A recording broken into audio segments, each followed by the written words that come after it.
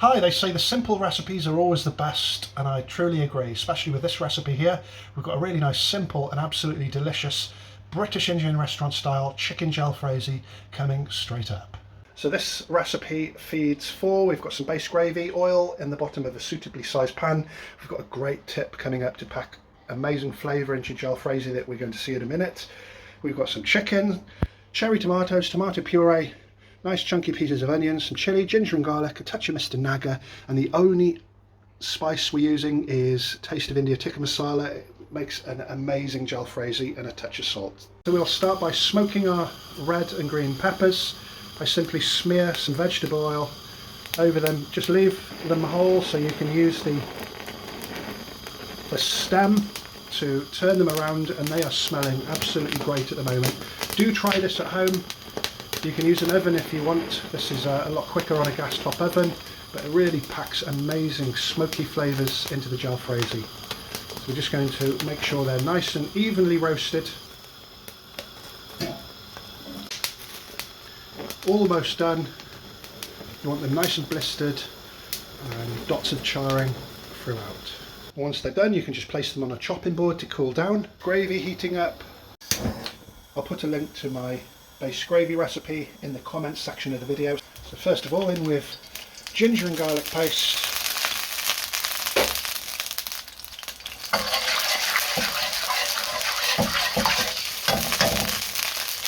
next in with a touch of Mr Naga, Heap teaspoon,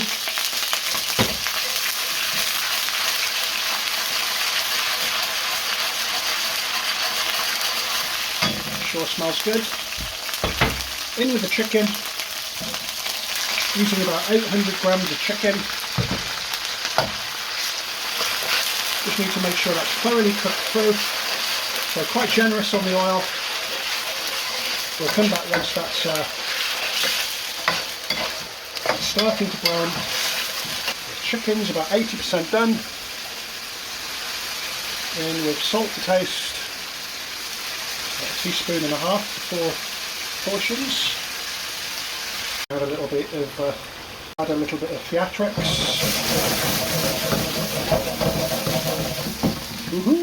Next we're going to add those chunky onions. They're medium onions, just cut up into 8. So when they cook, they'll actually separate, and that's what we want in the finished dish. We can add the green fresh chilies now as well. Peppers have cooled down. Just need really to cut them in half. We don't want to use the seeds so much, so we just chop the part with the seed off, and the smell is so much better than if we'd have just dropped it in. So just cut them up into nice coarse pieces, similar size to the onion. You can cut around the seedy part and discard it. It can simply be put in a bowl and added shortly. So let's get back to the chicken.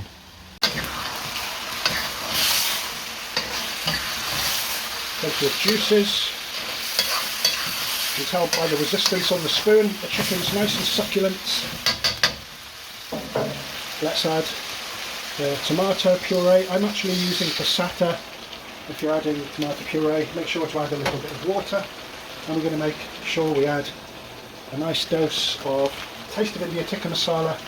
Always a link in the description. You want about 3 tablespoons of that, and I can smell those amazing aromas already. Let's just add just a touch of water. I'm going to cook the raw flavours out of the tomato and the spices. They all started to split. It's only been a couple of minutes. Always the highest heat unless otherwise specified really, but it's a nice looking curry we've got there. We've still got a little bit more to do. And just let that boil away for another minute or two. So let's have an instalment of base gravy, just around the edges. So always add your base gravy when it's hot. Don't want to reduce the temperature of the dish. And we'll just stir that in. Want that base gravy to reduce. So because I'm doing 4 portions, If I was doing one portion, 7 to 10 minutes maximum. With 4 portions, it takes a little longer to cook. So I want to reduce some of that base gravy, and I can see it's really going to splatter absolutely all over the place and make a hell of a mess of the kitchen. So I'm just going to pop, oh, that lid's not big enough. Let's find a lid that will fit, stop it splashing everywhere. We'll come back in perhaps 5 minutes. So as I mentioned, I'm reducing the sauce, so it always helps to have a lid where some steam can escape, or you're not going to reduce it, but you're just going to sweat it down. So that's important. So that's been about 5 minutes. Oh, really good heat. You can see a little bit of caramelisation on the edges of the pan there. It can be scraped in.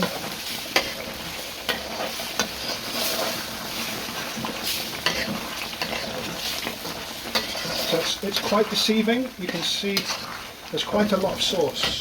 If you were leaving that to cool down, that sauce somehow would really greatly dry up. So in with those charred peppers that we made earlier and some whole cherry tomatoes that are going to be like flavour bombs. We don't want the cherry tomatoes to break, we just want them to absorb all those great flavours of the sauce and expand.